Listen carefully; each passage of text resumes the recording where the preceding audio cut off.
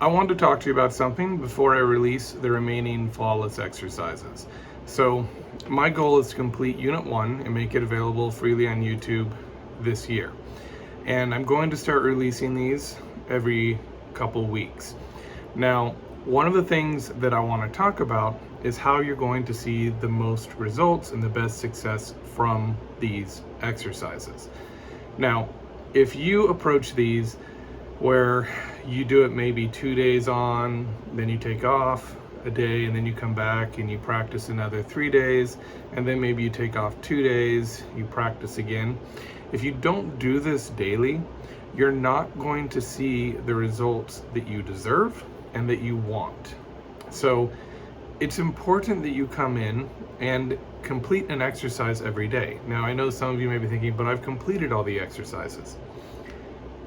With these particular exercises, even if I haven't posted the next lesson yet, and you're working on a particular lesson for several weeks or even months, it doesn't matter, because each time you approach that lesson, you're going to go a little bit deeper into the sounds and the chords and the intervals. You don't need to do the dictations every time, but you should practice the core fundamental components, the interval training, the mirror exercise, everything except the dictations. You should do that daily. And what you'll find is that with each day that you come back, you're going to start to hear things you didn't hear before. When it comes to ear training, you can really think of it in several different stages. A lot of people will start with trying to use a familiar song to hear a particular interval. For example, Here Comes the Bride. And you can do this for all the intervals that we have. This is a good way to start, to kind of get your bearings and to make sure that you are singing the correct interval. But eventually you have to get away from that, right? We should know this by now if you've been following along with the course. You want to get away from that and start to hear the characteristic sound of whatever interval that you're working on.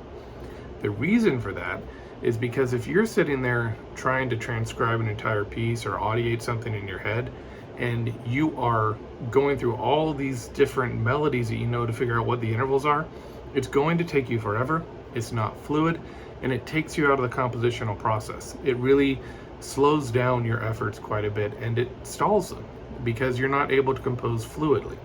So we want to get from that stage to a stage where you can hear the quality of the interval. You can hear that a perfect fourth has maybe just a little bit more friction, a little more color than the perfect fifth. The minor sixth has a certain quality. All these intervals, they have a particular quality, like individuals that you can get to know. You know, if you see 50 humans in a room, we all have our own unique facial features, and we can identify each individual visually. So with music, it's the same thing. We're trying to identify these intervals as individual characters. That's sort of the second stage, where you can get into this idea where you hear the quality of the interval. Once you can do that, and this is where it really applies to those of you that are still working on an exercise, once you can do that, then you can go a little deeper, and you can start to hear even deeper into the sounds, into what a perfect fourth sounds like. You can actually start to hear the vibrations of the waves, and you can go even deeper than that. And you reach a point where you go so deep into these intervals that you can't mistake them for any other interval. They become very obvious to you. So the important thing here, what I'm getting at, is it's going to take me a little while to go from lesson to lesson, but they are designed in a way to still give you continual progress. And they only take about 30 to 45 minutes. If you are getting 100% on these, that's great. You can go ahead and amp up the speed a little bit. It might distort the intervals a little bit, but that should be fine. You want to make sure that you're practicing these every day though, okay? So it's important to try and find the time to commit to doing this every single day. It's something that a lot of really successful people talk about. If you can only find an hour a day, then you need to really prioritize what you're going to do with that hour. And I recommend 30 minutes of ear training. If you need to, set a timer, start, minute 1, stop at 30 minutes, and be done, even if you don't complete an exercise. That's still fine because you are approaching the exercises daily. So it's going to be really important that you take the time to look at your schedule. Where can you find an extra 30 minutes to complete these exercises? Because these exercises are really foundational. Anything you want to do as a musician or a composer, the ear comes first. If you don't have a really capable ear, then you're not really going to be able to hear what's going on in the ensemble you're playing with. You're not going to fully understand what's going on in your own compositions. You're not going to hear those inner voices. If you just enjoy listening to music, you'll get more of a benefit by developing this really strong ability to hear these intervals and hear them very effectively. So this is sort of motivational for you, I hope, but I'm encouraging you to practice these exercises daily. Make sure that you approach your ear training with sort of a priority, because eventually what will happen is you won't need to do ear training anymore. You will reach a point of saturation where you've done enough ear training that you are constantly training your ear in your daily life. If you listen to music, you're going to start to hear the intervals pop out, and you'll get faster at recognizing them. If you are just walking on a treadmill, this is an example I like to give because it happened to me when I was younger. I noticed that the treadmill was operating at an interval of a major second, and you just hear this. You go out and you hear birds singing, and you recognize many of the intervals that these birds are singing because they are identifiable intervals for the most part. So once you reach that point, then you can remove your 30 minutes a day, and you can start to use that to work on something else. I am a big fan of doing one thing at a time and getting really good at it before adding something else. So if this is something that is important to you, then I recommend you just find that 30 minutes every day at a time where you can be undisturbed, do your ear training, whether it's my course or some other course. I mean, my course is fairly holistic. It kind of attacks multiple ear training angles at once, but any ear training that you do is going to help you improve. So I wish you the best of luck. I'm here to support you as well. If you have any questions on any of these videos in the Flawless course, please just post a comment. I usually get back to people pretty quick on these, especially right now. And I am looking forward to seeing how you develop on these. So even if you just want to let me know, hey, I really like this exercise, or hey, this exercise was really hard for me, that's okay. And that's actually one thing I want to address as well, difficulty.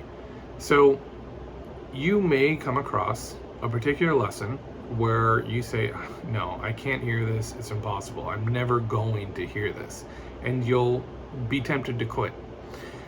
But that's when you need to keep going, because if you simply come back to whatever lesson you're having trouble with every day with a very relaxed attitude about it, say, you know what, doesn't matter if I get better or not, you just have faith that you are getting better just by doing the exercise. You will eventually be able to complete that exercise, and you'll look back and you'll wonder why that was ever difficult for you in the first place. So this is a really important concept. That which is impossible becomes easier, and eventually it becomes so easy that you just don't understand how you ever had trouble with it. So if you ever encounter difficulty, the solution is to always complete the exercise each day with a very relaxed attitude, and know that this is something that could take you 6 months, a year, could take more than that. But once you have it, it's not something that goes away. It is well worth the time you put in. It's only 30 minutes a day, and you will see significant progress if you put in the time. The other thing is, as you start to go further into the course, you're going to find that these lessons actually become easier because your ear is getting used to hearing these sounds. It's starting to figure them out. And what will happen in the second level is I will actually start to introduce some new exercises that again will challenge you, and you'll find them difficult again. This is just the nature of ear training. We keep going deeper and deeper, and it's something that really you never stop working on for the rest of your life, but you reach a point where you can use it in a very practical way. So I'm just here to encourage you before I release these new videos to start from the beginning. Just try to get at least 80% on every exercise. And if you find that you've caught up to wherever I am in the series and there's no more lessons for you to complete, go back to the ones you had trouble with. You know, aim for perfection on those ones where you only got 80% on. If you're at the latest lesson, go back to the first one. Try it again, and you'll probably notice that the first one's a lot easier than it was the first time you took it. This should help you with your motivation just a little bit. So keep working, find the time, prioritize your training, and a lot of the other things in your musical life will start to come into place, because this is foundational. This is the most important thing you can have as a musician, the ability to actually hear what's going on in a musical work.